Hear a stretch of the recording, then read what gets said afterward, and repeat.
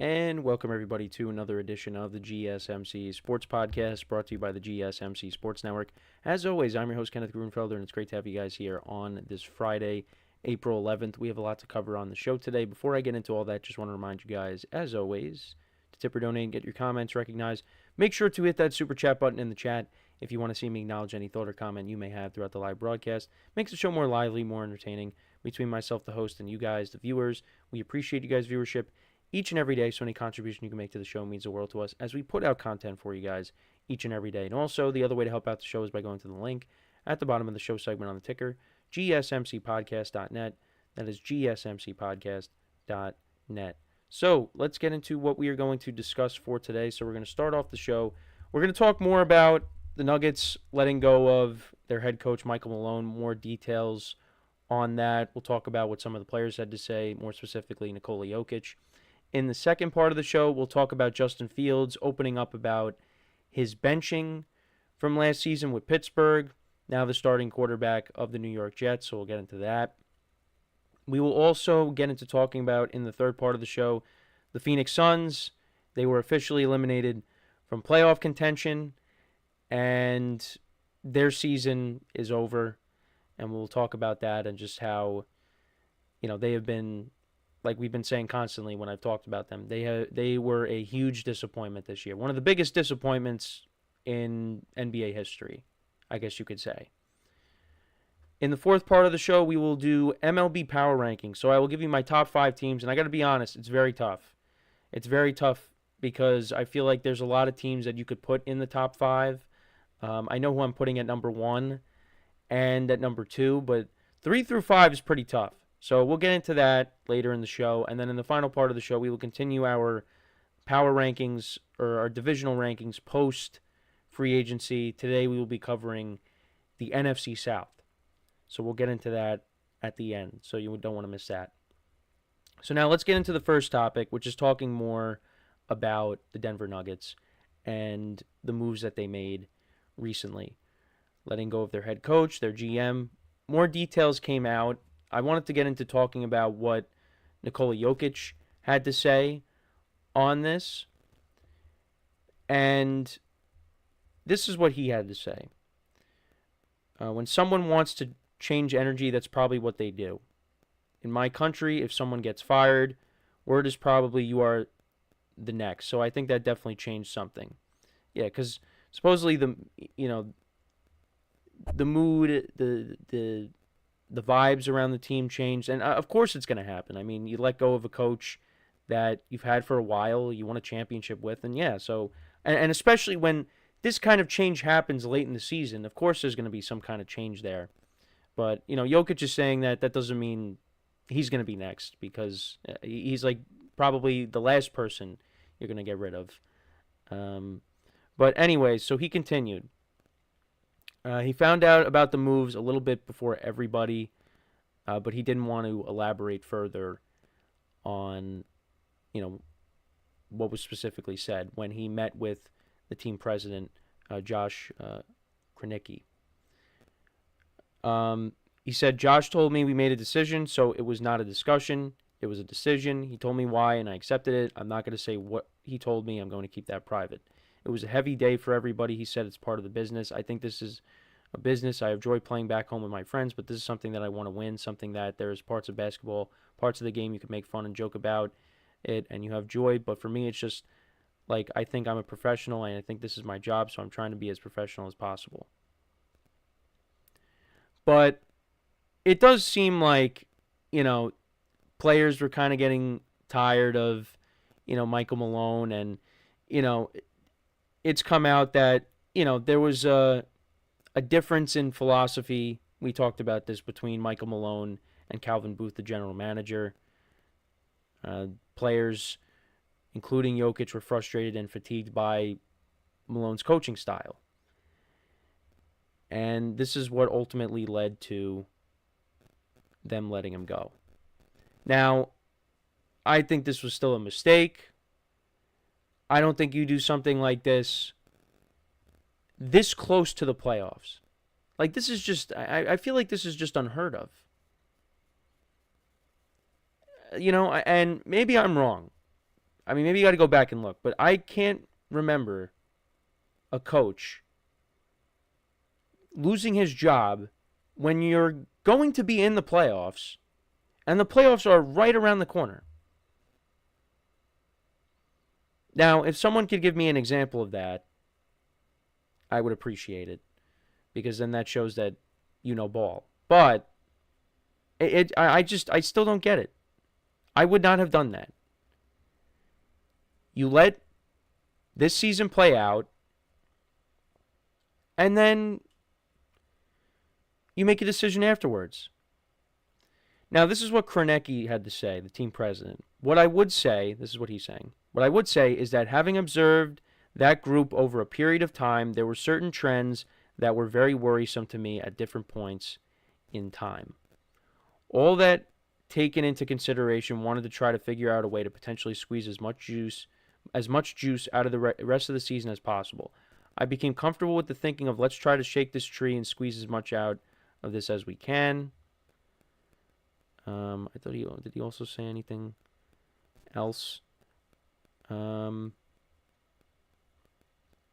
He said, I have complete trust and belief in our assistant coaches and their ability to step up in different roles. And I know there was a clip that came out last night of Jokic with the team courtside, drawing up plays.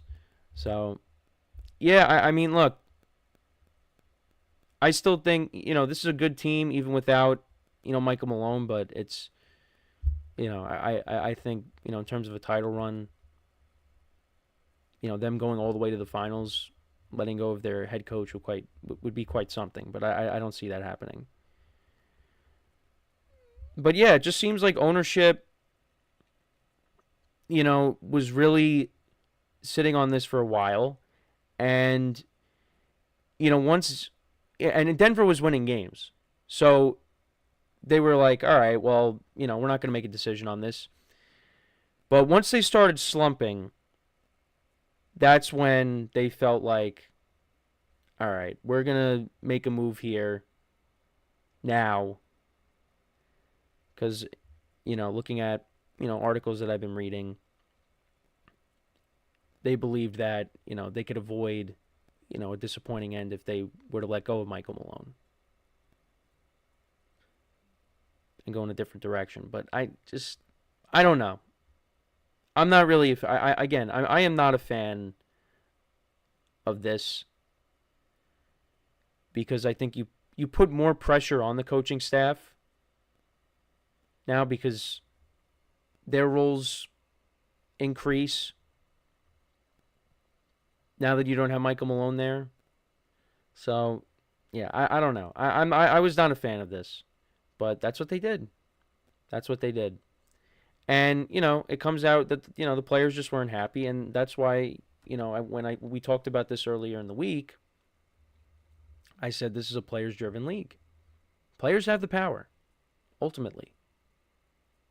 So, are the Nuggets going to choose Michael Malone, or are they going to choose Nikola Jokic?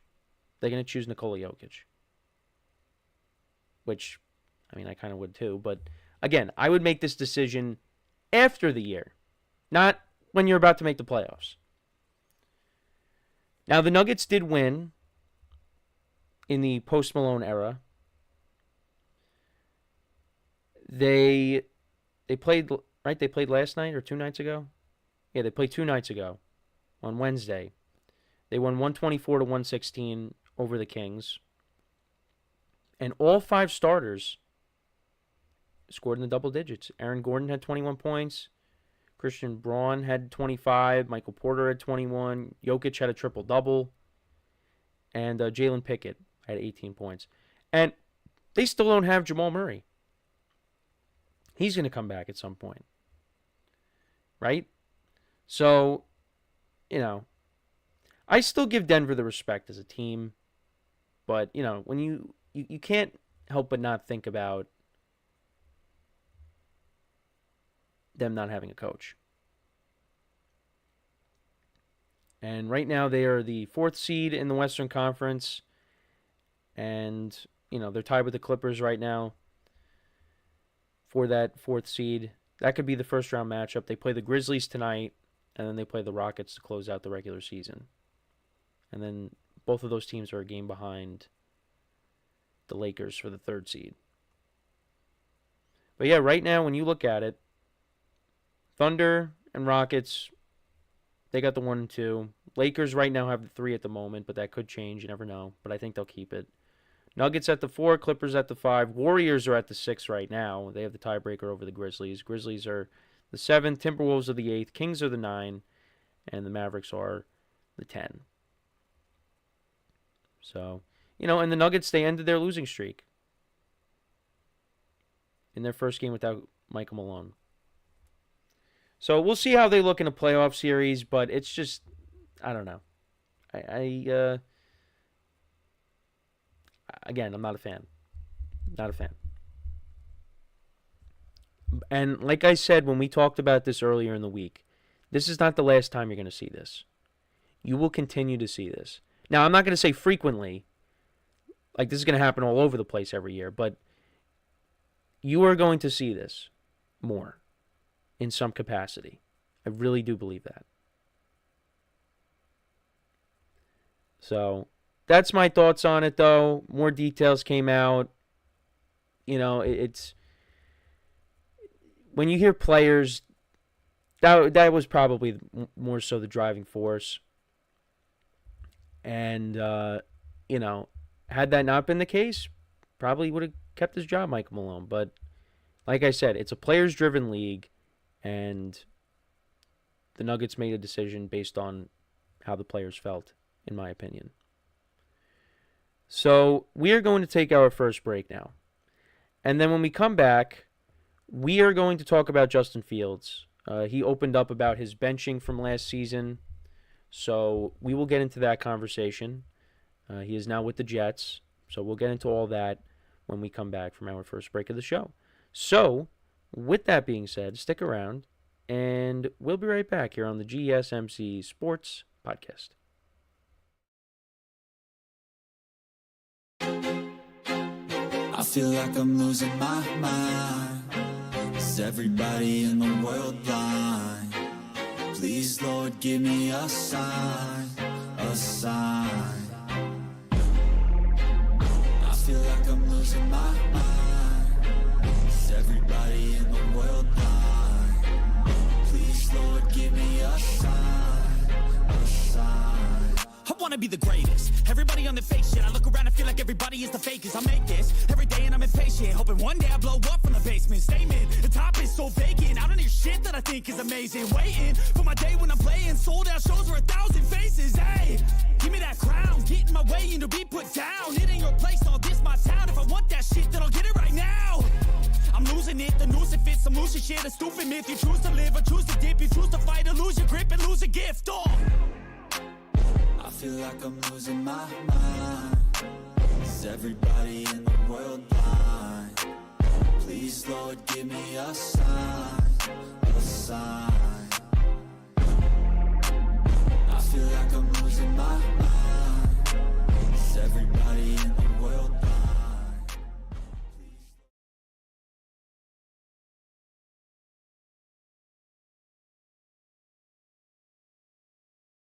All right, and we are back here on the GSMC Sports Podcast. And for the second part of the show, we are now going to talk about Justin Fields and his comments on him being benched last season in favor of Russell Wilson.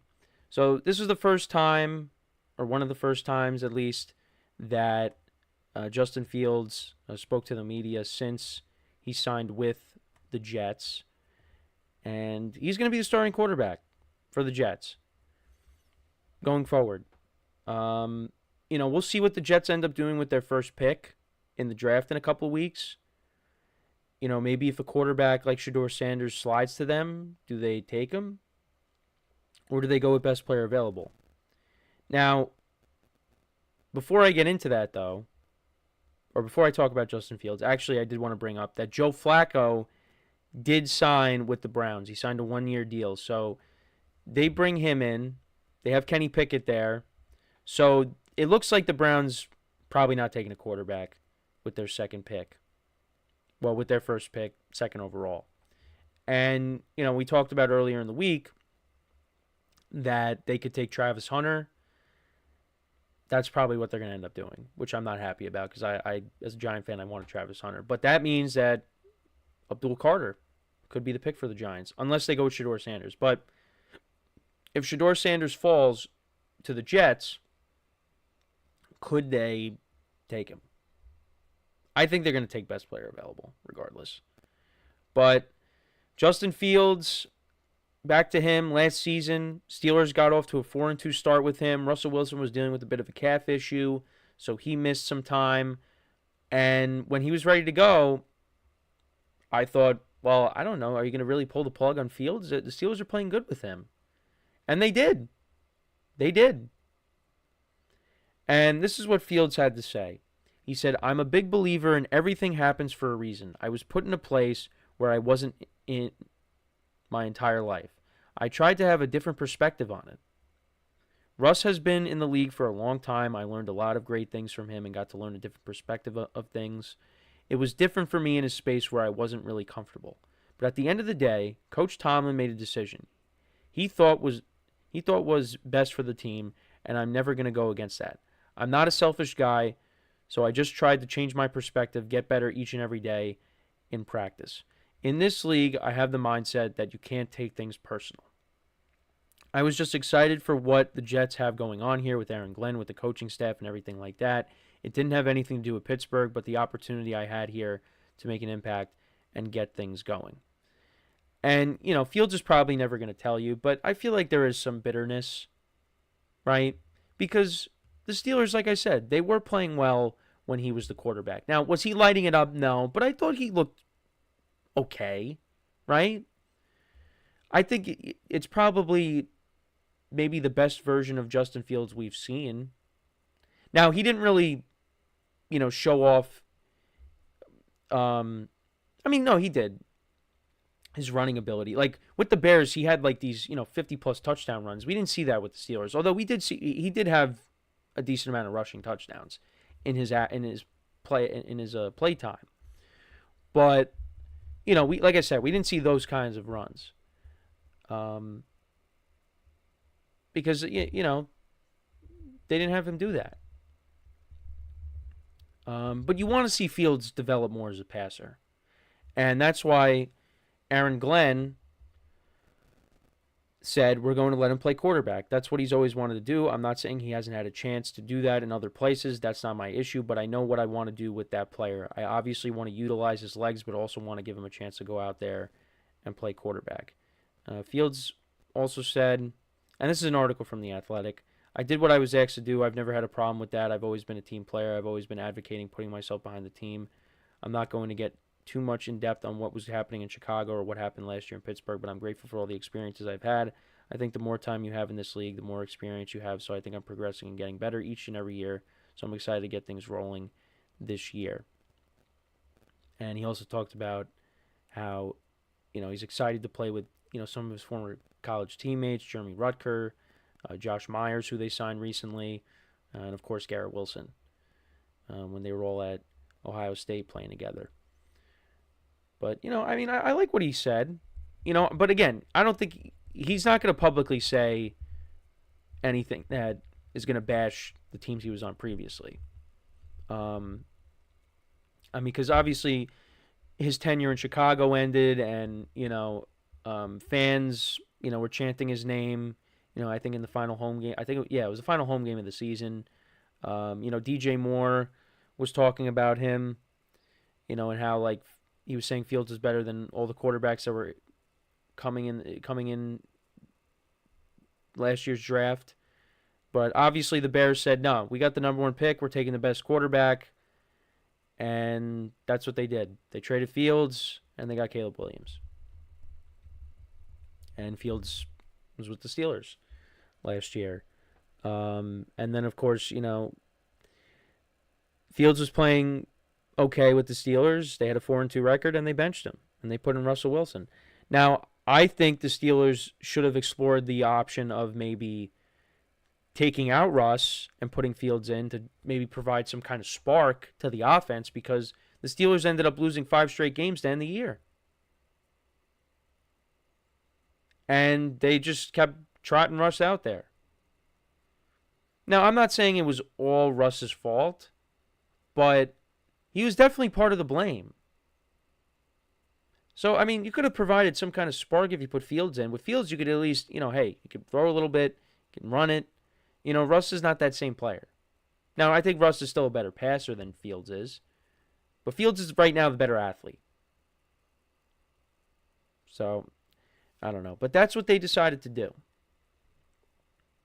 And, I think had that not have happened, I think Fields probably goes back to the Steelers.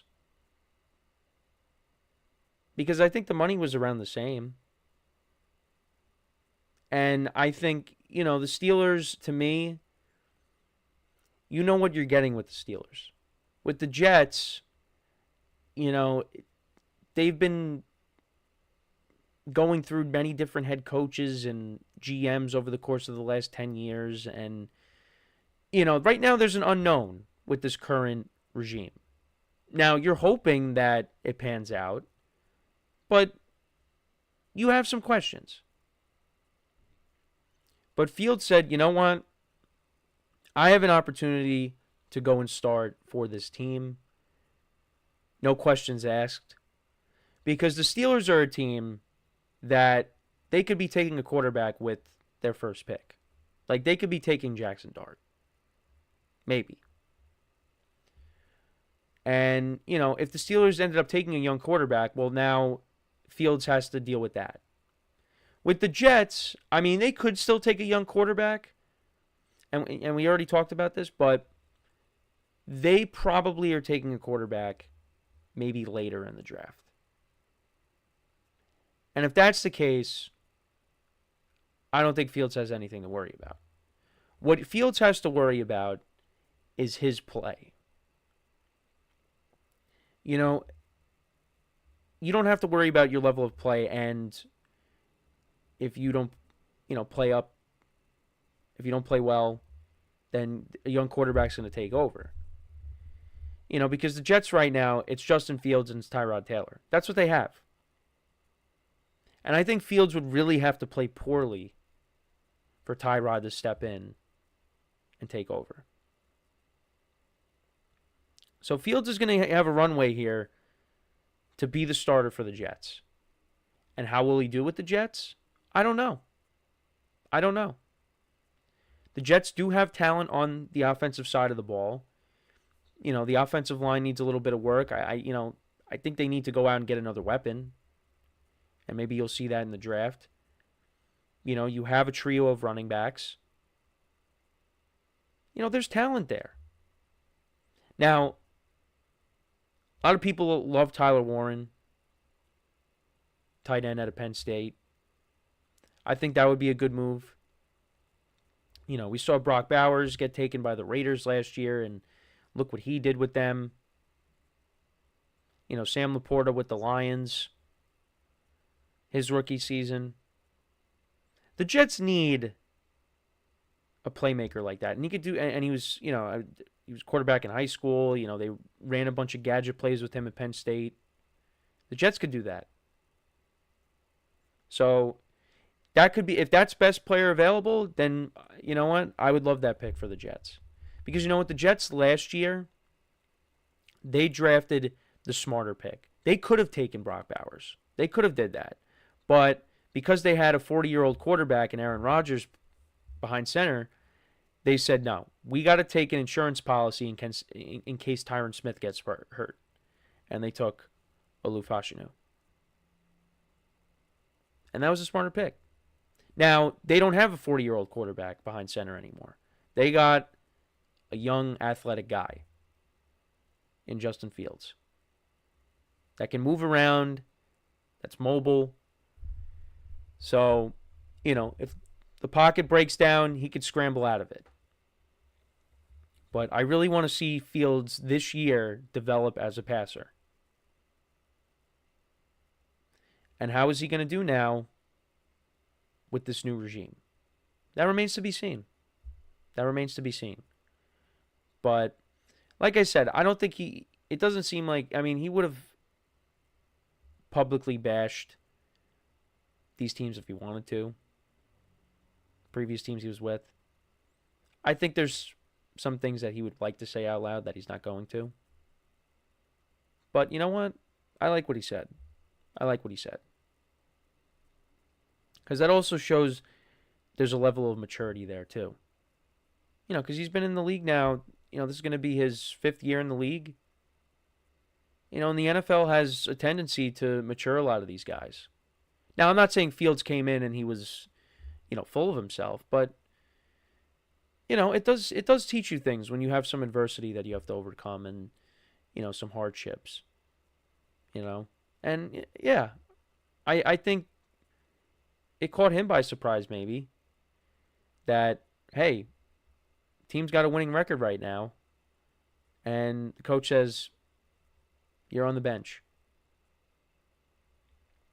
So, and who knows how the season would have played out had Fields played the whole year. Who knows? We'll never know. But we'll see how it plays out with him as the quarterback of the Jets. But let me know what you guys think about what Fields had to say. How do you think he's going to do with the Jets this upcoming season? So before we go to break, just want to remind you guys once again to tip or donate and get your comments recognized. Make sure to hit that super chat button in the chat if you want to see me acknowledge any thought or comment you may have throughout the live broadcast. It makes the show more lively, more entertaining between myself, the host, and you guys, the viewers. We appreciate you guys' viewership each and every day, so any contribution you can make to the show means the world to us as we put out content for you guys each and every day. And also, the other way to help out the show is by going to the link at the bottom of the show segment on the ticker, gsmcpodcast.net. That is gsmcpodcast.net. So, when we come back from our next break, we will talk about the Phoenix Suns. So they were officially eliminated from playoff contention, and, we'll just talk about, how disappointing it was and, what could be on the horizon for them this offseason, as we've talked about. So, with that being said, stick around, and we'll be right back here on the GSMC Sports Podcast. Looking for your daily fix of sports talk without having to pay for it? GSMC Sports Network is available on YouTube. Just search GSMC Sports Network. Get your fix of daily sports talk shows on YouTube, absolutely free. NFL, college football, NBA, MLB, MMA, UFC, fantasy football, and so much more. GSMC Sports Network has shows running all day long, with new sports shows starting every 2 hours. Just like on your favorite cable sports channel, except GSMC Sports Network is absolutely free. Just search GSMC Sports Network on YouTube to catch one of your new favorite shows, like the GSMC College Football Podcast, Chip Shot Football Podcast, Hoops and Heels Women's Sports Podcast, GSMC Basketball Podcast, and so many more. Check it out for yourself. GSMC Sports Network, now available on YouTube absolutely free. Search GSMC Sports Network on YouTube right now.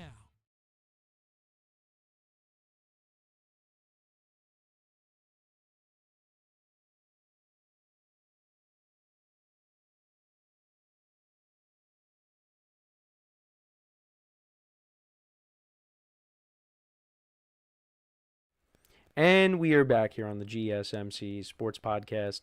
And for the third part of the show, we are now going to talk about the Phoenix Suns and how they were eliminated from playoff contention. Officially, they won't even make the play-in. And, yeah, their season officially came to an end. Well, they still got another, 2 games? 1 game left? But their season basically ended on Wednesday. Their final 2 games will be against the Spurs at home. That's tonight. And then they'll be playing against the Kings on Sunday. But, yeah. They officially got eliminated with a 125-112 loss. And it's just, what a disappointment this team was. Really, I mean, there's no way around it. This team had high expectations. And you go back to last year, they got knocked off by, I think, the Timberwolves. And, Durant was there, I think, the season before. And, they got knocked out again early. You thought Kevin Durant maybe could make a difference, because you got to remember, they traded Mikal Bridges to get him. And it just, this era of basketball for the Phoenix Suns has just not panned out. And then they went out and they traded a bunch of picks for Bradley Beal. And, right now they're 10 games under 500. I mean, I would not have expected that. I would have expected them to at least make the play-in. But yeah, 10 games under 500. They have lost 8 straight games. They have not won a game since Kevin Durant got hurt. And right now they got the same record as Portland. They're 2 games better than the Spurs. It's not good. And it's like, what went wrong? Their head coach is a 2-time coach of the year, Mike Budenholzer. And he led the Bucks to a championship not too long ago. And, he joined the team this past offseason on a 5-year, $50 million deal. I mean, who knows what's going to happen with him. But, this team was not good defensively. The top-heavy roster. And that's why, in my opinion, it's great to have stars on your team, don't get me wrong. But you need to have the right stars in the building, the right blend. They got to be able to gel together. And you also have to have the right role players around your stars as well. This shows you, this team is a prime example of why depth is so important. Why a bench is so important. Because, yeah, you could have Kevin Durant, you could have Bradley Beal, you could have Devin Booker, and they all could drop 30 points every single night. But if you don't have role players around them, you might as well just play in the Big 3 league. And yeah, I mean, look, the Suns, they had, and they took a chance, right? They took a chance on, Kevin Durant. They took a chance on this, and, they were hoping that they could get a championship with Kevin Durant. And it didn't pan out. It didn't pan out. And odds are, he's gone after this season. He's going to be gone, and they're going to have to start over. Well, I shouldn't say that. I think you could still salvage this team. I do. But I think the first thing you have to do is get rid of Kevin Durant. Now, they're kind of strapped a little bit, not because of Durant, but more so because of Bradley Beal. Because Bradley Beal has immovable contract. If I use that word right. They can't really do anything because he's got a no trade clause. They're above the second apron. They can't really make any deals. So yeah, they really weren't able to improve the roster because of the fact that they just are so strapped financially. But this also just, I don't want to say this puts a damper on Kevin Durant's legacy, because we talked about this a little bit in our production meeting yesterday. I think people are going to remember Kevin Durant as one of the greatest basketball players that ever lived.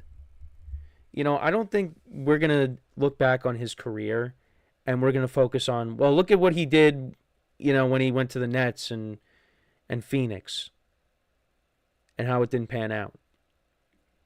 We're going to look more so at, him winning his first MVP in OKC, him winning Finals MVP with the Warriors, winning back-to-back rings. We're going to focus on that. And how he was just one of the greatest scorers, one of the greatest players this game has ever seen. So I don't think his legacy, I think you're always going to look at the move to Golden State as being one of the weakest moves ever. Because Kevin Durant is so gifted, and you join the team that knocked you off in the conference finals. Yeah, that was not a good look. And again, I still remember that day. It was the 4th of July. It was 2016. I'm sitting at my kitchen table, and we heard the news, and I couldn't believe it. It was shocking. But you know what? He was at the forefront when he went to the Warriors in those finals. You know, he made a huge difference. You know, and obviously, I mean, it helps. You know, like he also could have he took a backseat a little bit at times because, you know, you had Klay Thompson, you had Steph Curry, of course, Draymond, you know, and all these guys. You know, like you didn't have to like be the one and only guy. You had a bunch of other guys that could make plays and that could score points, play good defense. And then Durant decided, all right, I'm going to go build my own team, and that just has not panned out. You know, he goes to the Nets. Nets basically blew up their young core, traded guys away. You know, they changed coaches. They let Kenny Atkinson go. And look at what he's doing in Cleveland now. They bring in Steve Nash. That's why, you know, when we talked about the Nuggets and how, you know, it's a players-driven league, I mean, this is another example of that. Talking about Kevin Durant. You know, like, and there's many other examples you can use. I mean, even over in Cleveland and with the Lakers, LeBron James, you know, I mean, LeBron James, he's his own coach, basically. But, you know, you go back to Cleveland with everything that happened with David Blatt, you know, it's a players-driven league. You know, we're back at with that conversation again. So, yeah, but back to Durant, though. It just has not panned out since Golden State. It hasn't. Now, there's many teams that would love to have Durant. And, you know, the Suns and Durant are going to do the best they can to kind of figure it out. And he'll be on a new team. But then what do the Suns do after that? I don't think they should trade Devin Booker. Bradley Beal you can't trade. So build around that. See what you could do with 2 stars. And hope that your team could be better next season. But, yeah. And then also, you know, the owner has been making news because of what he said in a quote. He said the house is not on fire. This was on May 1st of last year. And he just talked about how, you know, many teams, he said, so this is Matt Ishbia, the owner. I hope that's how you pronounce his name. Apologize for the mispronunciation. So this is the Suns owner. This was after they were swept last year in the first round by the Timberwolves. He said, ask the other 29 GMs. 26 of them would trade their whole team for our whole team, our draft picks, and everything as is. The house is not on fire. We're in a great position. It's not a hard fix. Well, yeah, it is a hard fix.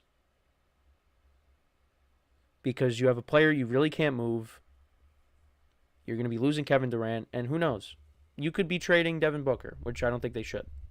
I think you need to hold on to him. You gotta have a team. You gotta have players to build around. And Devin Booker is that guy. Now, he might not necessarily maybe he doesn't want to stay in Phoenix. Maybe he wants out. That's a whole different story. But if that's not the case, you keep Devin Booker. You have Bradley Beal. Try to build around that if you can. Durant's the one you could let go and trade and get assets for. I don't know. That's how I look at it. But let me know what you guys think, though, about the Suns and the season that they've had. Yeah, it's a disappointment. That's all you could say. That's all you could say. So when we come back from our next break, we are going to do power rankings for Major League Baseball. Top 5 teams in Major League Baseball so far. Now, I did allude to this earlier in the show. it is going to be very tough. I had a hard time ranking 3 through 5 because you could definitely make a case for several teams. So we're going to do the best we can. We're going to do the best we can. And, and since, I started doing shows here, I never like doing rankings lists because it's just hard at times. And obviously we are very early into the season too. So the top 5 I do now is going to look a lot different, later in the season. So that is what we will do when we come back from our next break. We are going to attempt to try and rank the top 5 teams in Major League Baseball. So, with that being said, stick around, and we'll be right back here on the GSMC Sports Podcast.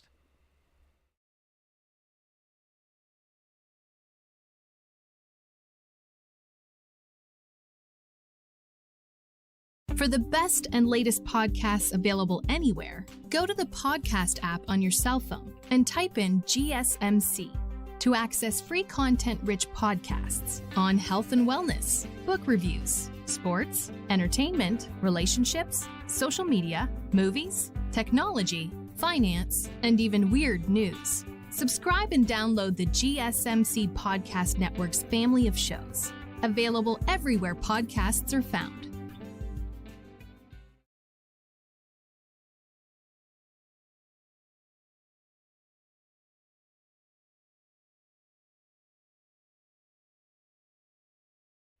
And we are back here on the GSMC Sports Podcast. And for the fourth part of the show, we are now going to rank the top 5 teams in Major League Baseball so far. And it is very tough. I will tell you, the vast majority of the teams that I was looking at, well, we talked about the NL West yesterday, and 3 NL West teams will be included. But, you look at the National League compared to the American League, there's really only one team that I would put in the top 5, and I'd probably put them at 5, and that's the Texas Rangers. Texas Rangers right now are 9-4, but they have a negative run differential. They're -8 right now. But they are in first place. Like I said, they're 9-4, and you got a complete game, I think, out of Nathan Eovaldi recently, and Jacob deGrom. In 2 starts this season, he's pitching to a 3.38 ERA. So it's good. It's good that deGrom is back and healthy. But that's right now. And actually, the Angels have gotten off to a surprising start. They're 8-4, but I don't think that's going to last. But they have a +9 run differential.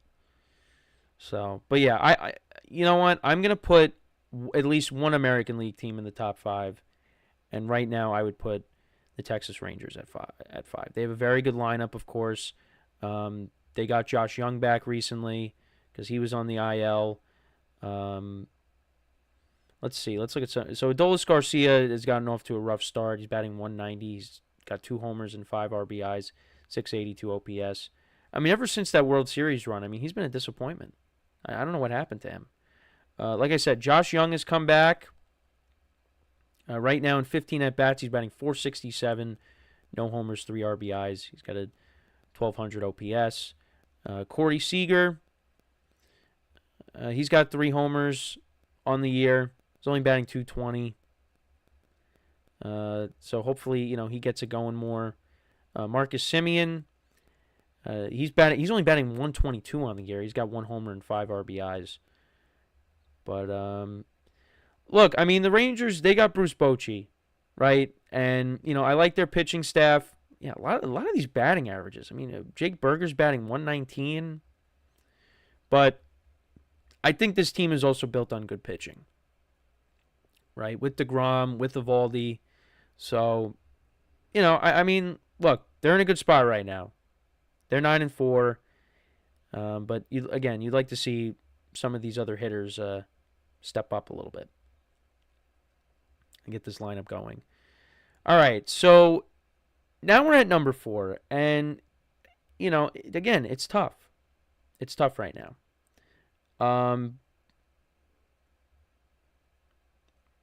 Like I said, I put the Rangers at 5. the Phillies and the Mets are both tied at 8-4. They both have the same run differential. The Mets, I think what's been very impressive about them is that they are doing this with a rotation that, is suspect going into the year. But their pitching has done well. Their bullpen especially. And I said going into the year that their bullpen was going to be much improved. Because that's something that's kind of been their Achilles heel in recent years. And obviously they did add, Juan Soto. But, the lineup's been okay. Pete Alonso's gotten off to a very good start. Soto's been good. Lindor, he usually starts off slow. But look, they're 8-4 right now. The Phillies also are 8-4. Right now, looking at, some of the guys in their lineup, Bryce Harper's gotten off to a decent start. He's got an 844 OPS, 2 homers, 5 RBIs. Nick Castellanos, he's got an 800 OPS. Schwarber, he's actually done very well. 6 homers, 12 RBIs on the year. He's got an 1100 OPS. So, big guys in their lineup have been doing well. Trey Turner, looking at what he's done, 1 homer and 2 RBIs. So, yeah, it's just tough. I'm going to put the Mets at 4. I'll put the Mets at 4. Just because with what they've been able to do with their rotation, Clay Holmes had 10 strikeouts the other day. Griffin Canning has done well for them. They're doing this without Minaya and, Frankie Montas, which I really didn't think he was going to be a factor. David Peterson's also gotten off to a good start, I believe. I think he pitched, when did he pitch the other day? He pitched on Tuesday? No. What about Monday? Senga pitched on Monday. He pitched well. He's 1-1 with a 1.8 ERA. So that's good. And look, if they can get Minaya back, but Manaya's kind of dealing with the his injury, and who knows how much of a factor he's going to play this year, when he's going to come back. But yeah, Mets are playing well, so I put them at 4. All right, so I did say 3 NL West teams. I think I might change that and put only put 2, because I do have to put the Cubs somewhere. The Cubs I'm putting at 3. The Cubs have the best run differential in the majors. They have really turned it up since they played the Dodgers. Kyle Tucker, obviously, bringing him over. He's an upgrade over Cody Bellinger. Right now, Kyle Tucker on the season,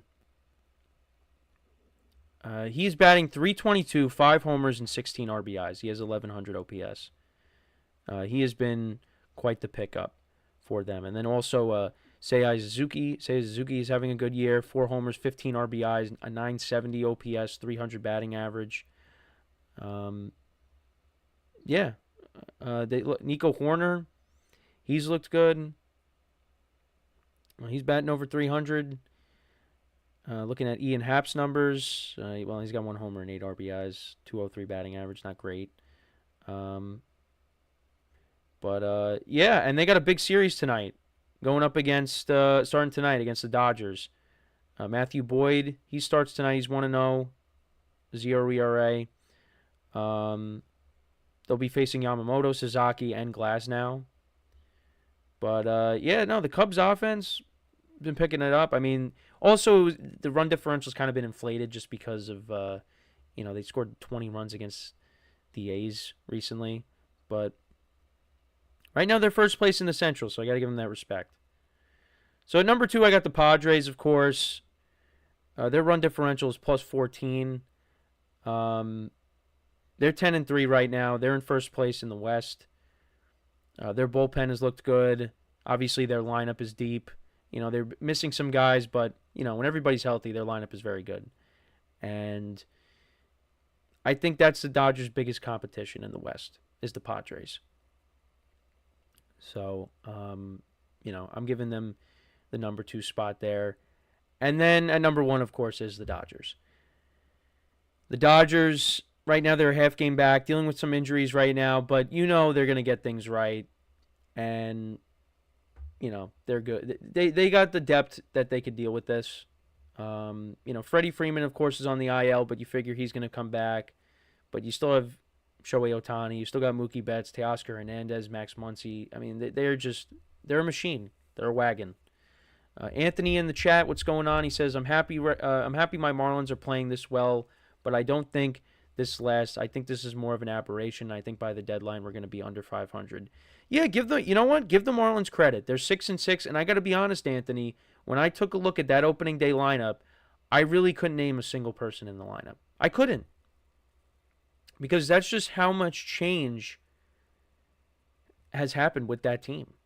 Now, obviously, I know Sandy Alcantara, but hey, they're 6-6 right now. But they did lose the series to the Mets. I don't think it is going to last. They're going to come back down to earth, and by that, they're going to be under 500. And Sandy Alcantara is going to get traded at the deadline. He said, I thought the Dodgers were number 1 in the West, San Diego, because a lot of people have the Dodgers number 1. Yeah, right now the Dodgers are a half game back of the Padres, so they're not in first place right now, but to me, they're still the best team. And he also said a lot of people say they're the favorites to get Sandy from Miami. I really hope not. But, if the Dodgers can do it. They can. But you get Sandy Alcantara, you got Blake Snell, you got Tyler Glasnow, Ohtani's going to come back, you got Yamamoto, you got Sasaki. How many starters do you need? Dustin May, who made starts. Where is he going to fit? Unless you're going to trade, Dustin May. I don't, you don't need him. You don't need him. But if they want to trade for him, they can, because they have the ability to. But, yeah, so to kind of go through my power rankings again, I had the Rangers at 5. I had the Mets at 4. Cubs at 3. Padres at 2. Dodgers at 1. All right, so I didn't have the Phillies. I didn't have the Giants. Now, I'm going to get to see the Giants up close and personal tonight when they take on the Yankees in this series. And the Giants' pitching has been very well. Their pitching is in ERA is number 2. Last time I checked. But it's very hard. It's hard. And I also wanted to try to include an American League team, but it just goes to show you, the National League is superior to the American League this year. It really is. And there are some good teams in the American League. Like the Rangers are good. I think the Tigers are a good team. The Guardians are always good. The Royals right now, they're over 500. They're 7-6. You got the Yankees, right? The Red Sox, I think, are good. There are good teams, but when you compare it to the National League, it's not comparable. The National League is better. National League is deeper, and looking at the National League East, the Braves right now are 3-9.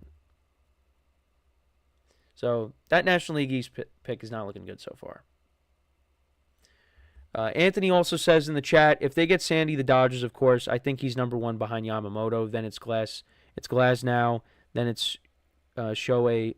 Then it's Snell, then it's Ohtani, and I think Dustin May goes to the bullpen. You could convert some of these guys into relievers, because then, hey, Dustin May's in the bullpen, he can come in and he could pitch, 5 innings. So, yeah, but that's my power rankings, top 5. Don't feel great about it, but I wanted to give at least one American League team some respect. Anthony also says, I noticed this with sports in general. It seems like baseball, the National League is deeper. In the NBA, the West is the best conference. In the NHL, the West is the best. The NFL, the AFC. Yeah. No, I agree with that. Because you look at how jam-packed the Western Conference is in the NBA, and then you compare it to the Eastern Conference. The Eastern Conference is top-heavy. Western Conference is deep, even going into the play-in. But, yeah, and then NHL, obviously I'm not super knowledgeable on the NHL, but I got you there. And then the AFC, of course. With all the good teams there. So yeah, no, I agree with that. I agree with that point. All right, so we are going to take our final break of the show now. And then when we come back, we are going to do more rankings. This time, back to the power rankings post free agency. So today we will be ranking the teams in the NFC South. So I will rank them how they are currently post free agency. So for one final time today, make sure to stick around, and we'll be right back here on the GSMC Sports Podcast.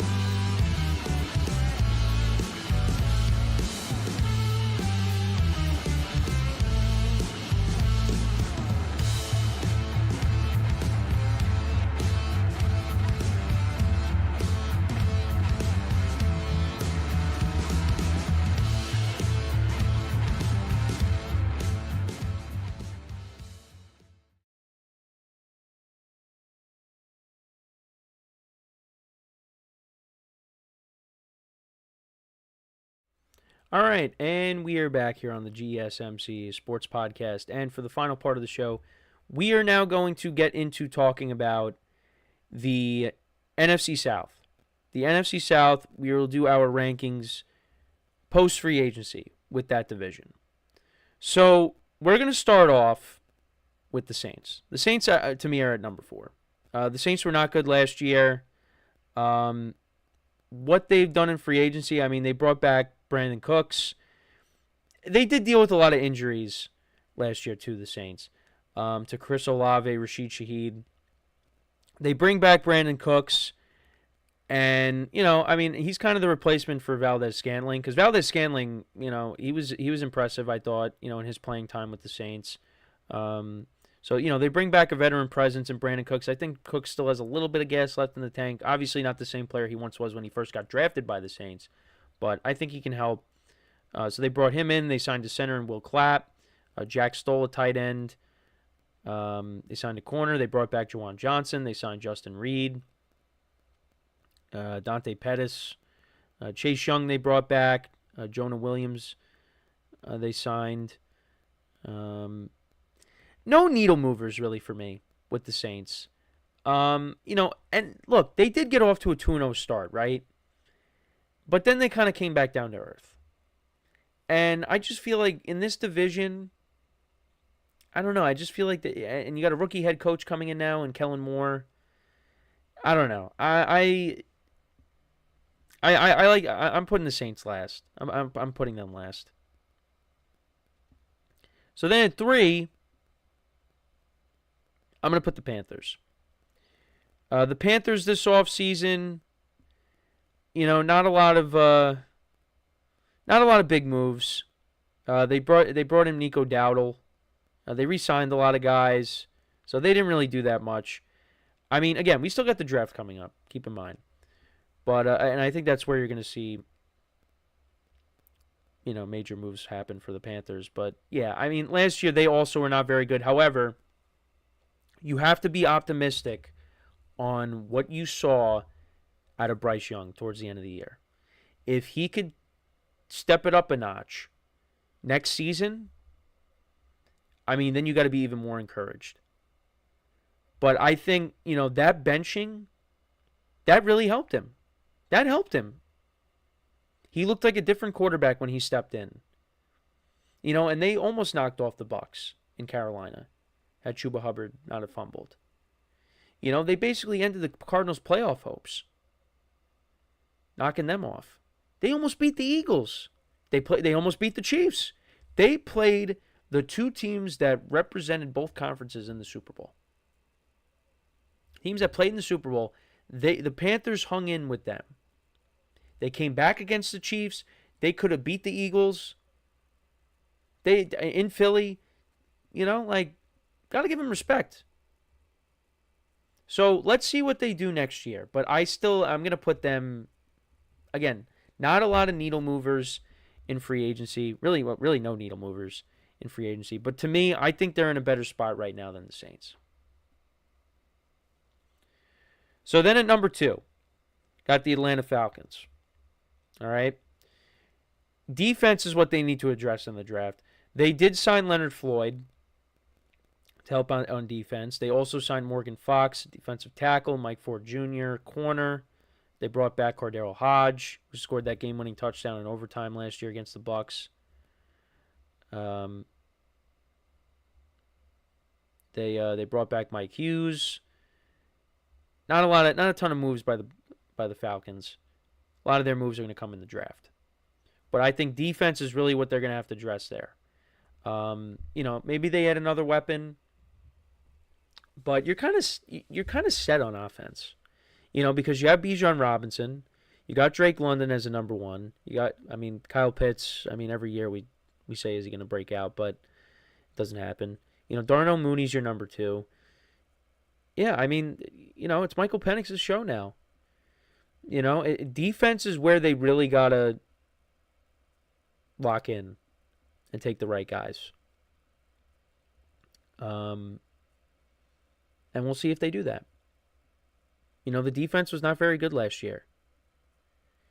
They struggled. And, if they can get that right, this can be an improved team next year. But I'm still going to put them at 2. And then at number 1, I got the Bucs. I still got the Bucs, the reigning, defending NFC South champions. They brought in Hassan Reddick on a cheap deal, which I think could actually pan out for them. They needed a pass rusher.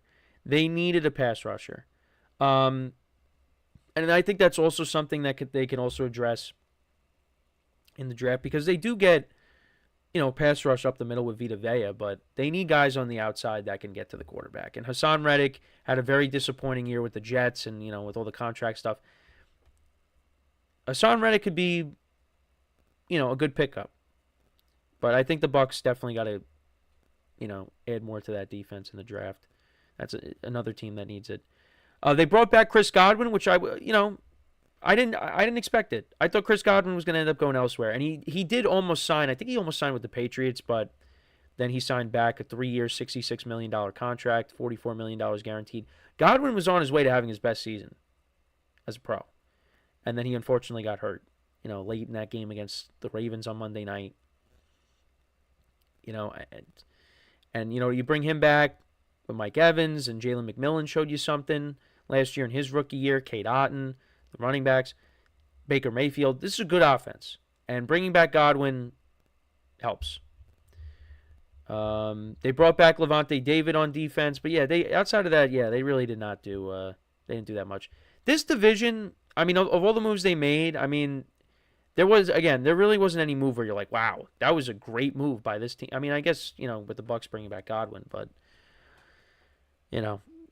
that's that was an in-house signing. So, similar to what they did last year, the Bucs, they re-signed their guys. And those are the best moves they made. So, but to go through it again, got the the Saints at 4, Panthers 3, Falcons 2, Bucs 1. That's where we're at. And, with the draft coming up, obviously, there will be more changes to the rosters, and then maybe, the rankings change.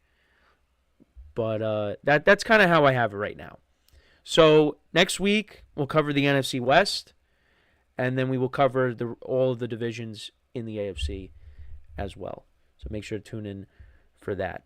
And then the following week, it's the draft. It's draft week. And all of our questions will be answered. And then the schedule comes out, and then, before you know it, Football's back. Don't want to rush it, though.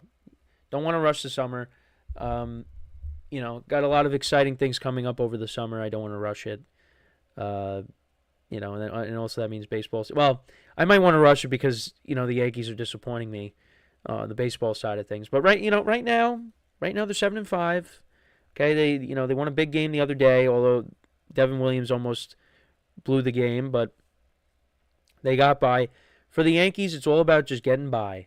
It's all about just getting by, stacking up as many wins as possible until you get some of your guys back that you're expecting back. So, but I know some people are watching this are like, who cares about the Yankees? Well, I do. I just wanted to bring that up. But that is pretty much it for the show for today. Thank you guys for tuning in as always. Make sure to check out all the other shows as well on the network.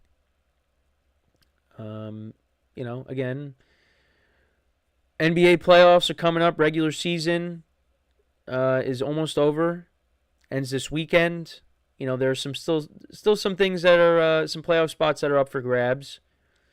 The Western Conference still, has not been finalized yet.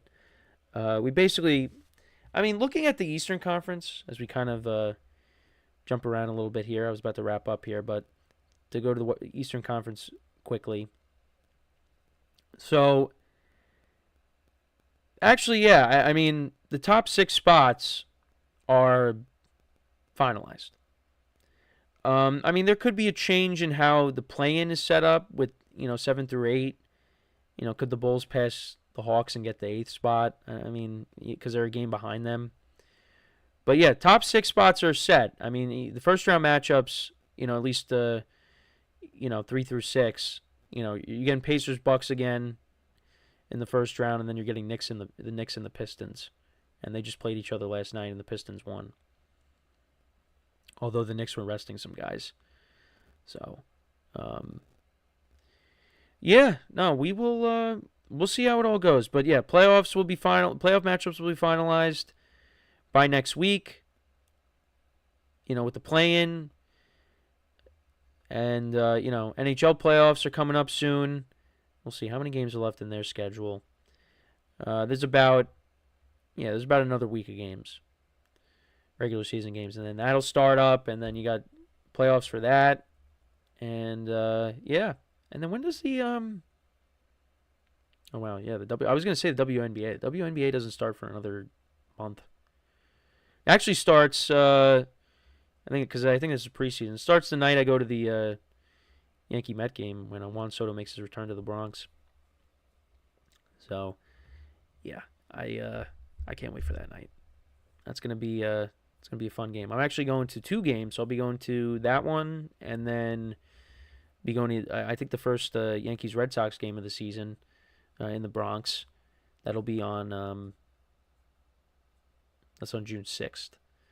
So yeah, two rivalry games that I will be going to this season, and then there'll obviously be some more sprinkled in, and if they make the playoffs, obviously I'll be going to one of those. That's usually a guarantee. But we kind of jumped around a little bit after going to close out the show. But yeah, now that is pretty much it for the show for today. Thank you guys for tuning in as always. Give the other show some love, like I always say. Leave a like, comment, and subscribe to our videos and our YouTube channels. And if you're on the go and you want to listen to us, wherever you get your podcasts, you can find us. Just look up the podcast, GSMC Sports Network, or the other podcasts that you watch on the network. And until next time, I am Kenneth Grunfelder signing off from the GSMC Sports Podcast, brought to you by the GSMC Sports Network. Have a good day, and I will talk to you guys tomorrow. Take care. Actually, no, not tomorrow. I'll talk to you guys on Monday. Have a good weekend. Take care.